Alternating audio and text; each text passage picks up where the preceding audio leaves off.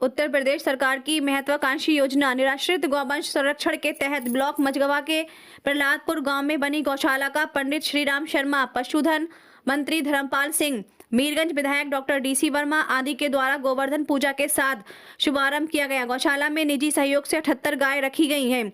गोवर्धन पूजा के अवसर पर मुख्य अतिथि कैबिनेट मंत्री धर्मपाल सिंह ने कहा कि जन्माष्टमी पर्व पर उनके आह्वान पर आंवला विधानसभा के 78 दानदाताओं ने 12,000 व इससे अधिक धनराशि के दानदाताओं के हिसाब से दान देकर निराश्रित गायों को संरक्षण देने के लिए संकल्प व्यक्त किया था।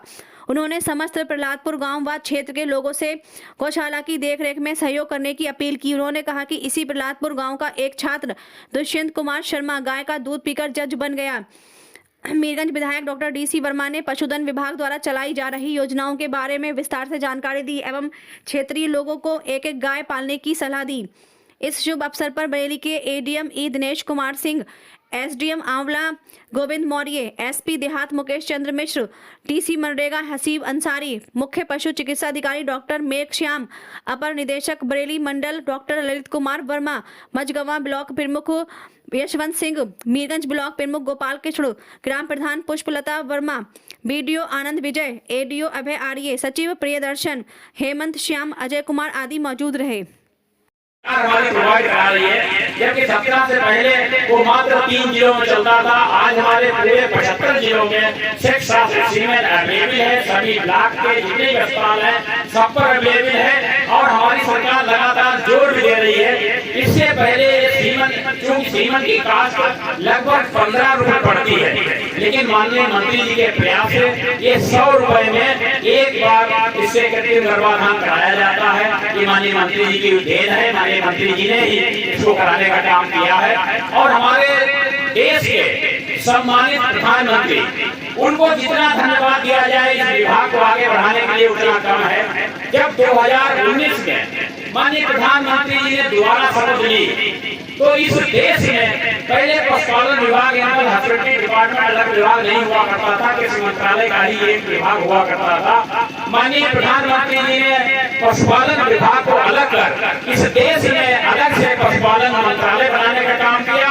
और इतना ही नहीं, पूरे देश के जो हमारे पशुपालक हैं उनके हितों को ध्यान में रखते हुए 13,000 करोड़ रुपए तुरंत स्वीकृत करने का काम माननीय प्रधानमंत्री जी ने किया था। तो माननीय प्रधानमंत्री जी, माननीय मुख्यमंत्री जी, माननीय मंत्री जी लगातार पशुपालन विभाग को आगे बढ़ाने के लिए लगे हुए हैं। क्यों लगे हुए हैं? इसका मुख्य कारण है कि आप लोग खेती से जुड़े हुए हैं। हमारे देश की 60 से 70% आबादी खेती से जुड़ी हुई है और खेती और पशुपालन का चोली दामन का साथ है। अगर हमारा खेती करने वाला व्यक्ति पशुपालन नहीं करता है तो वो अपने परिवार की उन्नति नहीं कर सकता है। क्योंकि मैं काउंसिल से जुड़ा हुआ यूपी का चेयरमैन हूँ और ऑल इंडिया वेटरनरी काउंसिल का मेंबर होने के नाते मुझे इस देश में जितने भी रिसर्च सेंटर हैं, हमारे इस देश में 68 वेटरनरी महाविद्यालय हैं और 16 हमारी वेटरनरी यूनिवर्सिटी है, हर जगह पूरे देश में जाने का और देखने का अवसर प्राप्त होता है। मैं अभी गुवाहाटी वेटरनरी यूनिवर्सिटी गया, वहाँ पर मैंने देखा हमारे उत्तर प्रदेश की बहुत सारी जो ब्रीड है, जो स्मॉल ब्रीड है, यहाँ पर उनका कोई यूज नहीं है। जैसे हमारी बनवाड़ ब्रीड है, इस ब्रीड को वो लोग वहाँ डेवलप कर रहे हैं और डेवलप करके वो हमारे जो पूर्वोत्तर राज्य हैं जहाँ पर याक पाला जाता है, मणिपुर, सिक्किम, नागालैंड, उधर को वो सप्लाई कर रहे हैं। वहाँ पर ब्रीड, छोटी ब्रीड को डेवलप करके उसको पूर्वोत्तर राज्यों में सप्लाई कर रहे हैं। इसी प्रकार अभी मैं केरला वेटरनरी यूनिवर्सिटी वायनाड गया, वहाँ मैंने देखा हमारी महाराष्ट्र की ब्रीड, महाराष्ट्र की डियोनी ब्रीड में विराट ब्रीड है। जैसे यहाँ पर हरियाणा ब्रीड होती थी, पहले हरियाणा का बछड़ा जिसके घर में गाय दिया जाती थी, मैंने देखा है गाँव में लोग खुशी के मारे मिठाई बांटा करते थे कि उससे बढ़िया बैल घोड़ा नहीं। इसी प्रकार हमारी एक हरियाणा की जैसी ब्रीड है डियोनी ब्रीड, वो महाराष्ट्र और हमारी इधर के स्टेटों में होती है। उस पर बहुत बड़ा शोध वहाँ केरला वेटरनरी यूनिवर्सिटी वायनाड में चल रहा है। इसी प्रकार गांधीनगर में हमारी बहुत सारी ब्रीडें जो है, जो हमारी मिक्स ब्रीड है, जिनका अभी माननीय मंत्री जी बता रहे थे, उन पर सब पर शोध चल रहा है। ये शोध इसलिए हमारी वेटरनरी यूनिवर्सिटियों में चल रहा है। हमारी वेटरनरी यूनिवर्सिटी मथुरा में बहुत बड़ा काम हो रहा है। यहाँ पर इन विवो टेक्नोलॉजी से हम एम्ब्रियो ट्रांसप्लांट टेक्नोलॉजी से लाए हैं और इसके जरिए जो हमारी 5 गाय हो जाती है, इनको आप लोग छोड़ देते हैं, हम बांझ गाय को उपयोगी गाय बनाने जा रहे हैं। प्रत्येक बांझ गाय में सीधे एम्ब्रियो ट्रांसप्लांट करेंगे, जिससे वो बांझ ना रहे और वो तुरंत बच्चा दे, उसके बाद वो दूध दे। इस पर पूरा हमारा काम चल रहा है।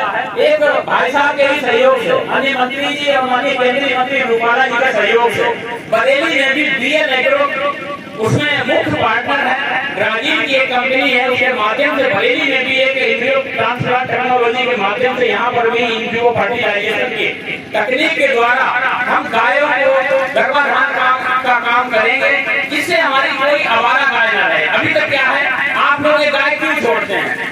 आप लोग जब तक गाय दूध देती है तब तक तो आप लोग उसको घर पर बड़ा सहेज रखते हैं, और जैसे वो एक साल हो जाता है दूध देते या 1.5 साल तक दूध देती है और दूध छूटने जब आता है तो आप उस गौ माता को घर से बाहर करने का काम करते हैं। वही तो समस्या है।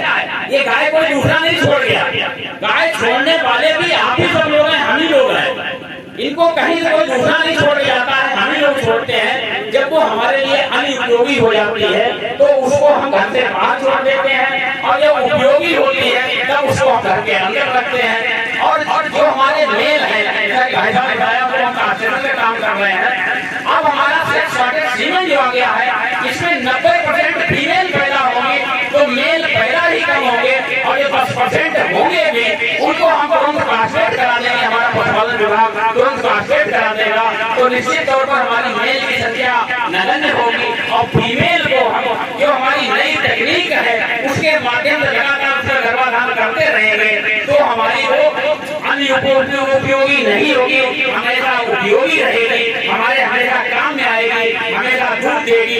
ये तकनीक डेवलप हो रही है और पूरे देश में इस पर काम चल रहा है, उत्तर प्रदेश में काम चल रहा है, बड़ी तेजी से काम चल रहा है। भाइयों, आप सब लोग लंबे समय से बैठे हैं, गोवर्धन पूजा की आप सबको ढेर सारी शुभकामनाएं देते हुए, और भाई साहब को धन्यवाद और आभार व्यक्त इसलिए कर रहा हूँ कि भाई साहब ने हम सब लोगों को बुलाकर आज ऐसे अवसर पर यहाँ पर बुलाया कि हम लोग उसमें हिस्सेदार बने। भाई साहब को, सभी मंचासीन लोगों को धन्यवाद आभार व्यक्त करते हुए मैं अपनी बात समाप्त करता हूँ। जय हिंद, जय भारत। भाई साहब कुछ और कहना चाहते हैं?